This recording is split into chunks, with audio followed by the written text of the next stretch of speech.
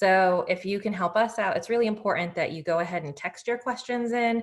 That will make it easier for us to display them on the screen and answer them. It's easier than seeing in the chat box because that sort of thing doesn't record on Zoom. So thank you for your cooperation. Without further ado, I'm going to pass it off to April to get us started. Hi, everyone. I hope you are having a great Friday from the comfort of your own home. Let me introduce myself. I'm April Gremion. I'm the Assistant Director of New Student Experience. Leanne, do you want to introduce yourself? My name is Leanne Sipe. I'm the Director of Student Involvement and Leadership, and we will be overseeing this portion of the New Student Experience. So some of you may have already heard about Mambo Week. Some of you don't have any clue. So we're hoping to inform you, as this is an informational meeting, about what Mambo Week is. So the dates of it is August 15th to the 18th. And it is part of our new student experience. So the new student experience. It is 3 parts, and this was kind of is a co-collaboration between Office of Enrollment Services and the Student Involvement and Leadership Office. So the first step of the new student experience is the Privateer Advising and Registration Day, or a PAR Day. And this PAR Day, the PAR Days are coordinated through Office of Enrollment Services by Kate Donsbach and Ruth Fruge. And those are more like our typical orientation days where students are getting advised and registered. The second part is our online orientation, and that is coordinated by me and the Student Involvement and Leadership Office. We've actually had an online orientation for over a year now, and I'm very thankful to have done so now that we're in our current situation. And this online orientation takes students about an hour, but I've seen students do it in like 15 minutes. And it covers student resources, policies, really kind of an intro to the university. And this is available for all new students. So our online students who may not attend a PAR Day, and this is kind of like the catch-all. And then lastly, what we are talking about today is Mambo Week. And so that is a 4-day orientation between August 15th and 18th. And it is immersive onto our campus, and it is structured around the UNIV 1001 course. And students are required to attend all 4 days, and we'll go into more of that in a little bit. So I'll turn it over to Leanne to kind of talk about why we named it Mambo Week. Great, thanks, April. So I know a lot of folks, we've heard some feedback that they're like, Mambo Week, we had Crawfish Mambo, what's going on here? And so for our part, we did a contest with students to submit names.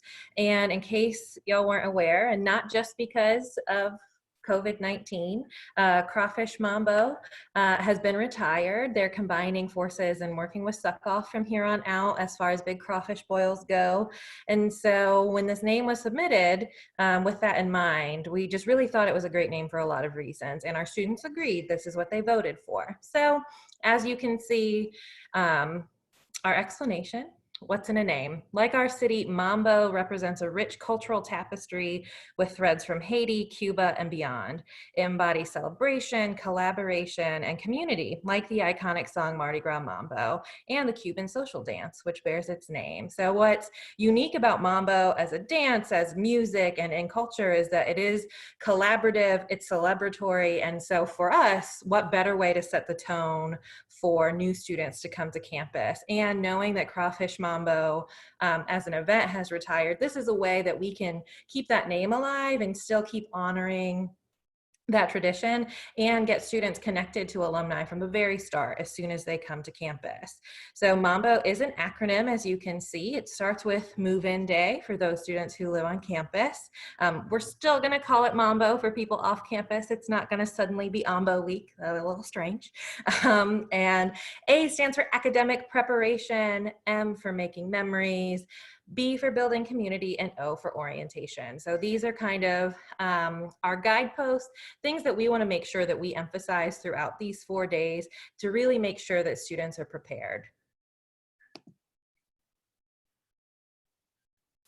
And April can give the overview. All right, so like I said, Mambo Week is 4 days between the move-in day and the first day of classes. And I think previously students who were on campus just were really getting as high of engagement that Mambo Week is going to be able to provide. And we'll also cover things that can't be covered in a one-day par day. So it is open to all first-time, full-time freshmen or students who are freshmen who are required to attend their UNIV 1001 session meetings each day. And in a minute, you'll see kind of really how the week is structured around that. Students will also complete enrollment tasks, housekeeping items like picking up their parking decal, picking up their books, attend some small group discussions and workshops and other events.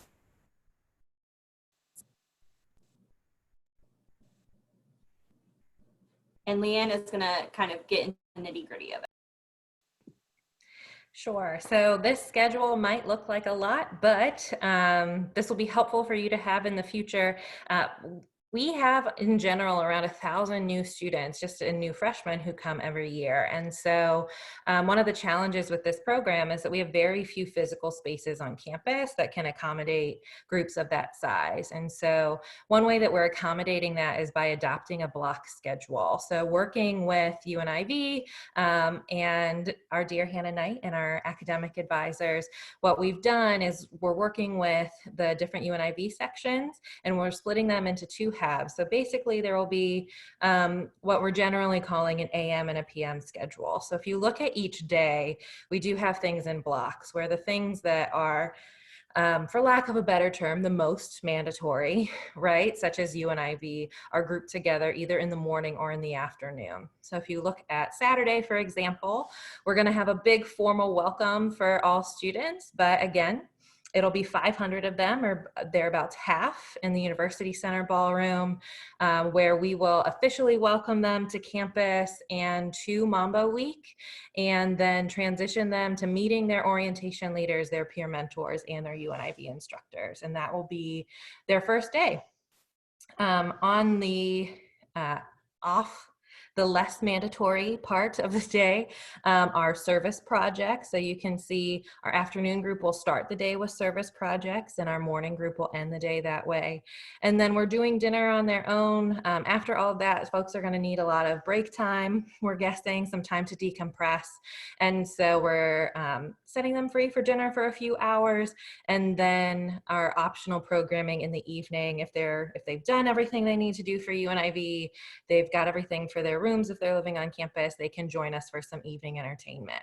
So on the first night, something that's important to us is that living in community applies to everyone, not just the people who live in residence halls. And so we're offering commuter student meetings in addition to the floor meetings in the residence hall, and we'll be covering similar concepts. So maybe not taking care of the kitchen on your floor in your residence hall, right? That's not the same way that community works, but thinking about being considerate of the other students on campus and needs that you might have as well, and how to advocate for yourself. And then ending with some fun with a movie. So things on Sunday and Tuesday, you'll see sections that say activities vary by UNIV section. So with that part of our schedule, basically we're calling that our Alucard schedule. So this part of the schedule is designed by orientation leaders and peer mentors. And this is where there might be some opportunities for campus departments to get involved as well. So obviously, again, we can't fit 500 people or 1,000 people all doing the same activity all the time. Also, that's much less meaningful engagement for students, right? We want them to be connected to their small groups and have this shared experience together. And so some things they might be doing in their small group time would be small group activities led by their orientation leaders and peer mentors. For example, we have a values workshop that they can walk through together, some team building activities, that sort of thing. We also have reserved the computer labs to reserve time for students to sit down together and complete their alcohol EDU and other trainings that they need to do on a computer, just to make sure that they know they need to get it done. A lot of students, well, don't know because they're new, right? That a lot of those things have follow-up courses, right? Online courses that they have to take a few weeks later. So our hope is that if we can help them get that done in the beginning, that will set them up for success. So they're not trying to get everything done at the end of the semester when there's not time. And last but not least, there's opportunities for workshops by campus departments. We'll get more into that later about what that might look like, but you can see we're basically going to do this like draft day. So for our orientation leaders and our peer mentors, we'll have all the options available at different times, and they'll go through and put their schedule together for their specific UNIV section. Some of our specialized populations have their own UNIV sections where they might do something entirely different that's not an option for anyone else. And that's one of the perks of this model, right? That small group has that thing in common that they can do together. And so, and also offers us some flexibility as far as an orientation schedule. So we're excited for what this is going to look like in the fall.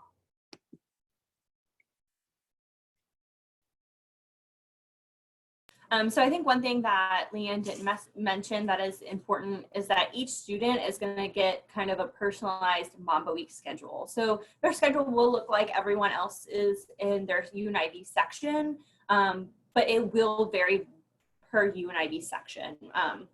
So there are a lot of rotating kind of things happening all at once. So really, who is required to attend Mambo Week? Leanne and I were very strategic in planning Mambo Week when keeping in mind our student population. So we know a lot of our students are first generation. A lot of them are commuting and work and are taking care of other family members while being a college student. So students who are enrolled in UNIV 1001 are required to attend their sections every day. That is really the backbone of our program. So who is required to take UNIV 1001? That's all first-time, full-time students. And they are required to enroll and pass with a D or better the course in their first year of enrollment. And then transfers are encouraged to register for our new transfer experience track. So some transfers might be enrolled in UNIV 1001, or if not, and they want to attend Mambo Week, we'll have them register for the new transfer experience track. And so originally, back in the day, Student Involvement and Leadership hosted a transfer retreat for leadership, which then evolved into new transfer experience. And this has now evolved to be a piece of Mambo Week. So a transfer student's schedule is going to look similar to a UNIV section schedule. They'll just be meeting with a group of transfer students and an orientation leader each day to kind of cover similar topics, but more specific to transfer students. So our international students who are not taking a UNIV 1001 course are welcome to attend our other events that are happening on campus. So we want it to be available to everyone and accessible to all new students, but really focusing on our UNIV 1001 sections and our transfer students who elect to participate.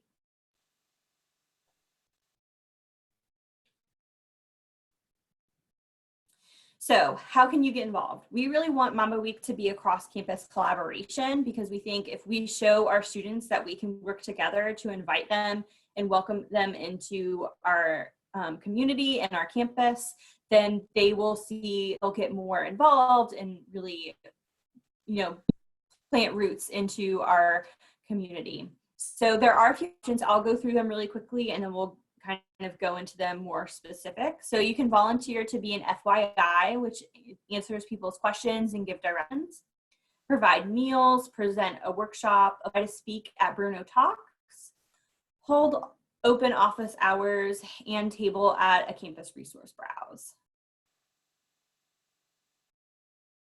So what is an FYI? Stands for your information. And this is something that you can volunteer to do, and it can either be you in the quad, giving people directions, answering questions, or you can just have a sign outside of your office that will give you and a FAQ sheet that says, your sign can say, have questions about Mambo Week, or are you lost on campus? Come and ask for help. And so we can give you the information you need to answer those questions. Next is to provide meals or snacks. One challenge that we are going to have is that we found out last year only 300 new students, and I think that also included new transfer students, had a meal plan. So we're hoping that during these 4 days, our students who have meal plans can use their meal plan to pay for food in the galley. But that is about 700 students that we have left to feed. So we're really looking to offer lunch and dinner options to students, as we know that, again, most students are coming from off campus, and also as a college student, you most likely do not eat breakfast. So offering lunch or dinner to your specialized population, even if it's 50 students, can be a really big help for us. Also offering grab and go breakfast is or coffee. Students love coffee, so having just a coffee chat with students, getting your face in front of them is really helpful, and providing snacks during transition times. One thing we do know is that college students love free food. Also, when we research other institutions' programs that were similar to Mambo Week, over 50% of their budget was used to feed students. So this is a very big task that we're taking on, is to feed these students for 4 days. So any help that we can get, we'll definitely be thankful for.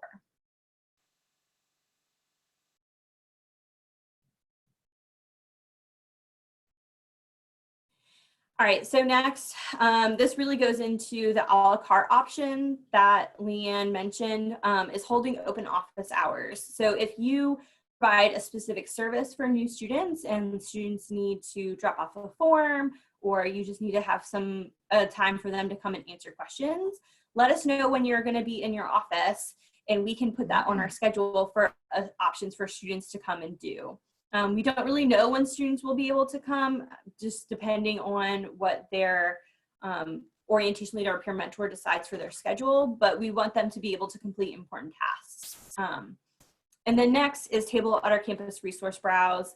On the first day, we will have a browse during lunch, that lunch period, so you can catch students on their first day, really promote your services, and get your face in front of them.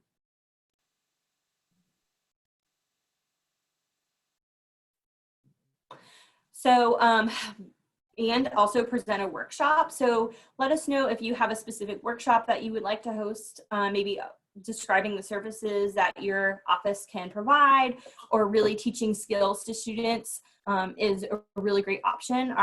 And this is something that our orientation leaders and our peer mentors will pick as part of their schedule. So you maybe have to present it to a couple different times to just different groups. Or you can just do one.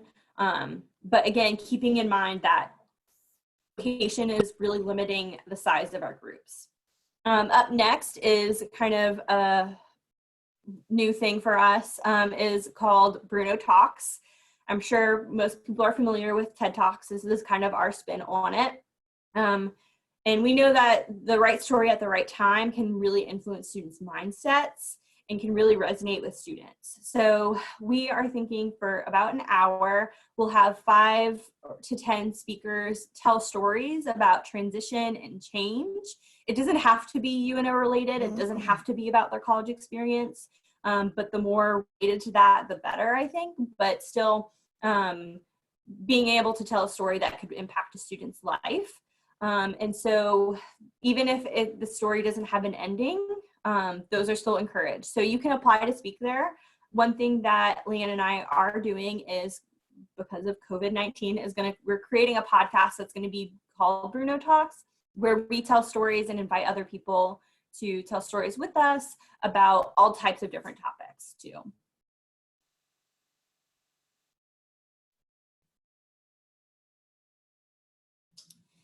And I'll turn this over to Leanne. So thinking about all those options, this is not a tie, right?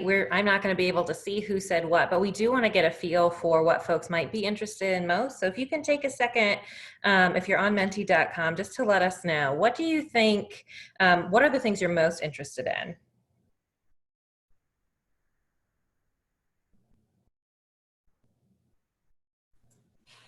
And I think also if you have an idea outside of the things that we're talking about, please let us know and we can try and brainstorm ways for you to be involved in Mambo Week.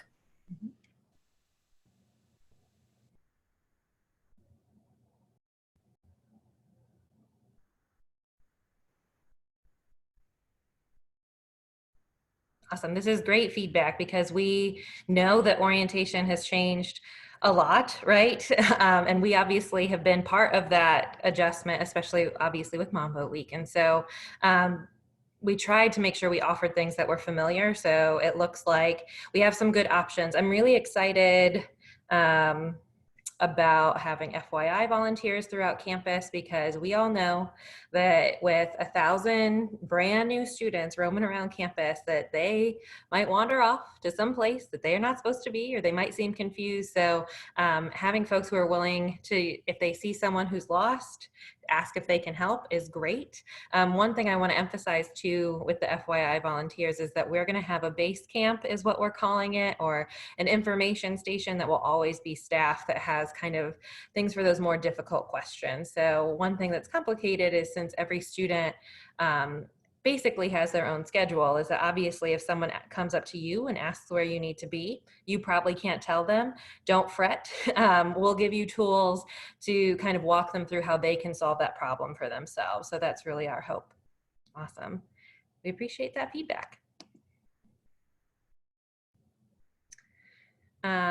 One thing I just want to emphasize too, we've had some folks wonder, is privateer plunge still happening? Are students going to still have to go to events after you've made them go to 4 days of stuff? And I think just being honest with everyone, we don't know how our attendance is going to be, right? We've never done anything like this before. And while we think it's really worthwhile, we also think that privateer plunge serves an entirely different purpose, right?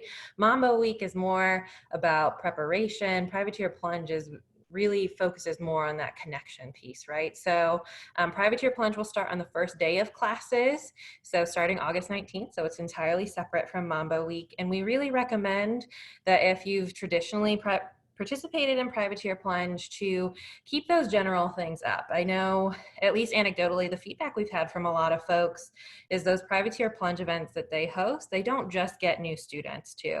A lot of returning students will come to do a workshop or will come to socialize because they too know that that's the time of year that there's a lot of stuff going on, that if they've been thinking about joining an organization or if there are services they aren't familiar about, our returning students are already familiar with Plunge. So I just want to encourage y'all to think about how might involvement in Mambo Week look a little different than hosting an event for Privateer Plunge. We also know though that this can be a big ask, right? Privateer Plunge and Mambo Week are part of our office's services and it's sort of our job, right? To do both, and it's not yours. So just consider, think realistically about your human resources and your time.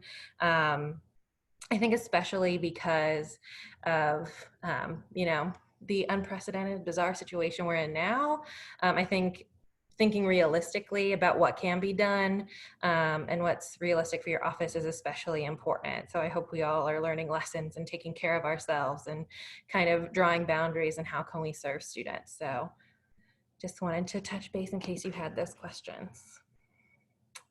And all right, we will go in and answer questions y'all have submitted. There's still time if you have more questions, so let us know. Our first question, if we'd like to add workshops to the Alucard schedule from our office, how can we do that? That is an excellent question. So April and I are making a like a submission list, right? So we're not quite to that point of building out schedules yet. And just thinking realistically, we don't even know where we're going to get back to campus. So we're holding off a little bit on putting in or collecting those requests because who knows what might happen between now and then. So yes, we'll have some time options for you to sign up when you'll be available. We'll send you a link about that. So if you, our contact information is at the end. If for some reason you weren't on the list to get this initial invitation, let us know. We'll make sure we get that out. We'll put it in the PR newsletter as well. Do you anticipate us needing to process housing exemptions and removing housing holds that day? That is an especially great question, very specific. So we do we have been working with housing, so I don't have a firm answer for that right now. We have been trying to get students to be or get housing to be a little more flexible about that, but move-in day is on a Friday, so during office hours. So there is a possibility that housing exemptions and holds might need to be removed, but we did ensure that new student move-in day was on Friday so that that wasn't too much of a burden for other folks on campus. Oh, loading. I do want to emphasize that ideally, and I say ideally because, you know, things, but students should be registered for classes by the point that they get to Mambo week, because it is after move-in day. Obviously, some course scheduling might need a change, but ideally students, for the most part, should be registered for classes at this point. And I know that, you know, late admits happen and different things like that, and we're creating a plan to handle those as well.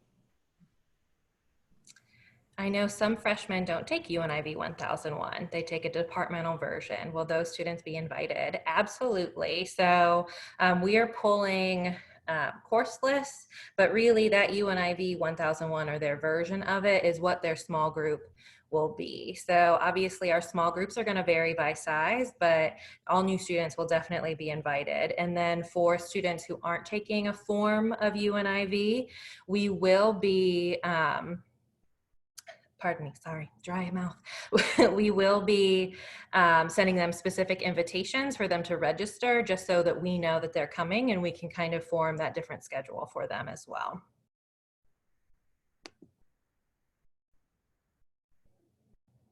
How are students going to be given information about Mambo Week and knowing it's required? April's been working on that communication plan with marketing, so I'll let her answer that question. Yeah. So again, this plan was developed before COVID-19 has happened. So we are going to try and rework as best as possible. It really just depends on what happens with the par days. So at the par days, they will be given a presentation about Mambo Week, and we hope to also have an insert into their folder that details Mambo Week. We'll also be emailing them after they attend a par day about reminders, possibly doing call outs as well, and text message reminders as well. Because each schedule is going to be individualized, we do plan on emailing it to them probably a week in advance, and also reminding them, if you do change your UNIV section, this will change your schedule. Sorry, I know my audio is kind of weird, but communication is definitely a high priority for us, because one, it is new, and two, we know that if we are really emphasizing the required piece for it, because that is really how we're going to get the participation that we really want. And we do have a new website. We'll have the website link at the very end that really outlines the new experience. Students will also get a postcard that outlines their next steps with a special message from their orientation leader after attending a par day. Additionally, when we have in-person par days, right, we have some pretty big graphics that we'll be putting on the windows and on the floors that says, congratulations, you made it to your par day, we'll Mambo with you in the fall, something to that end. So helping students understand that par day is just step one of their process. And I know that in marketing, they've really emphasized that step 1, 2, 3. There are 3 steps to getting fully enrolled and being ready to be a privateer, and sending communications to students where they are checking off those boxes and they realize that all of this is part of their onboarding experience.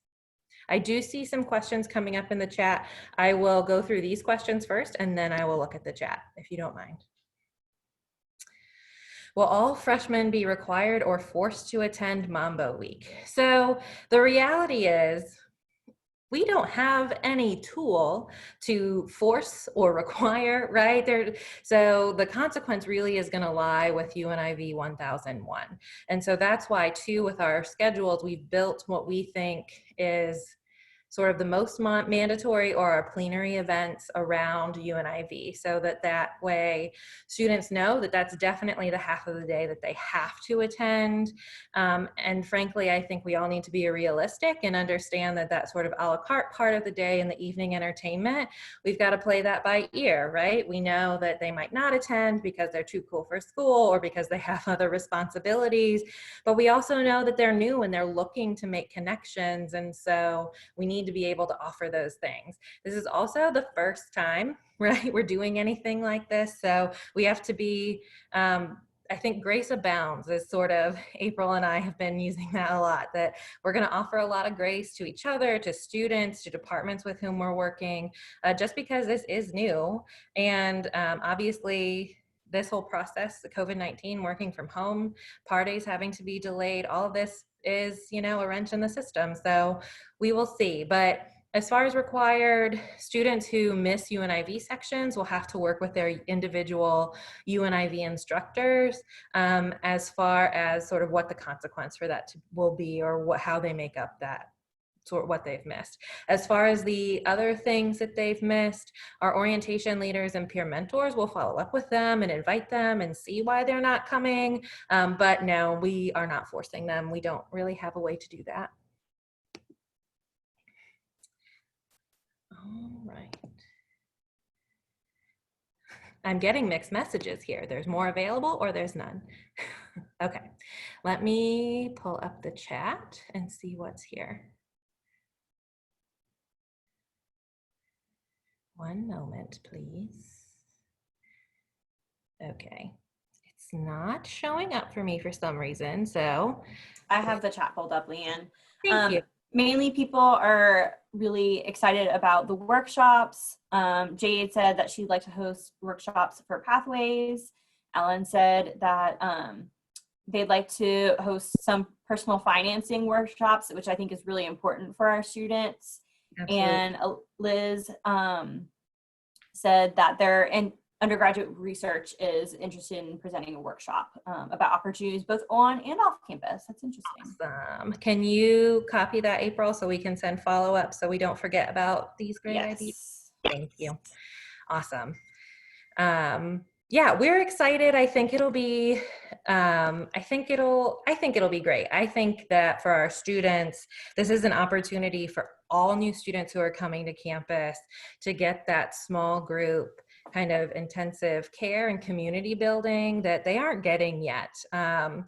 Obviously, our office has overseen Privateer Camp for 11 years now. Privateer Camp will still be happening just because it's a little separate, right? And those students elect to participate. But I think from that, we've learned a lot of lessons about what kind of meaningful experiences students are looking for with each other, how they're interested in, forming those friendships, what are priorities for them at first, and what sort of wake up call is strong, right? But what sort of information we need to share with them in the beginning. So I'm hoping that between that experience and working with this great community with lots of awesome collaborators, we appreciate y'all, that we can have a really good experience and also give ourselves grace if, this is a weird year. We now, some stuff we might need to redesign a little because these students didn't get a senior year. These students aren't getting to graduate. It's a really sad time for them. And so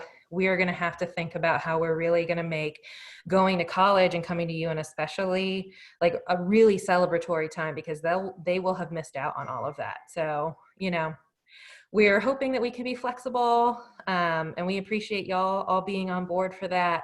And I'm hoping that, this is a good experience. Yeah. So this is our contact information. New Student Experience does have an email, which is nse@uno.edu. And then this is our new website, nse.uno.edu. And there you can find information about PAR days, the online orientation, and Mambo week. I'm seeing something in the chat. All right. And then this is both of our contact information. If you want have specific questions for either of us, you can email us directly as well.